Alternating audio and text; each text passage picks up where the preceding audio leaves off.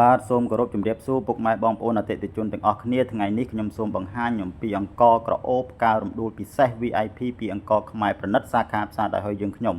អង្ករនេះដែរគឺជាស្ដេចអង្កររំដួលតែម្ដងបងប្អូនហើយអង្ករនេះដែរក៏ជាអង្ករដែលឈ្នះពានរង្វាន់នៅលើពិភពលោកហើយក៏ជាជម្រើសដ៏ល្អបំផុតសម្រាប់បងប្អូននេះផងដែរ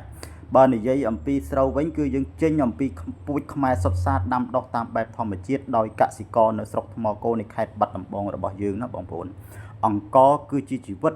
បាទបើយើងជ្រើសរើសអង្ករដែលល្អសុខភាពរបស់យើងគឺល្អគឺអង្ករធម្មជាតិ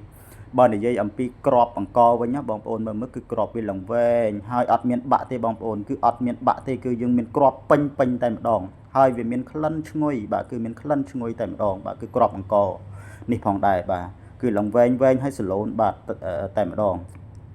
បាទហើយក៏យើងមានប្រូម៉ូសិនពិសេសផងដែរសម្រាប់ជូនពុកម៉ែបងប្អូនរបស់យើងគឺចាប់ពីថ្ងៃនេះរហូតដល់ថ្ងៃទី30ខែមិថុនាជាមួយនឹងការថែមជូនរហូតដល់តែ4មុខឯណោះមិនមែន3ទេគឺថែមអង្ករមកកញ្ចប់បញ្ចុះតម្លៃ5000រៀលទទួលអង្គការចាប់ពី$1រហូតដល់$100និងដឹកជញ្ជូនដល់ផ្ទះហើយការថែមជូននេះគឺគ្រប់ប្រភេទអង្ករដែលបងប្អូនកំងពីអង្ករខ្មែរពិនិត្យសាខាផ្សារដែលឲ្យយើងខ្ញុំចាប់ពី 1B 50 គីឡូក្រាមឡើងទៅ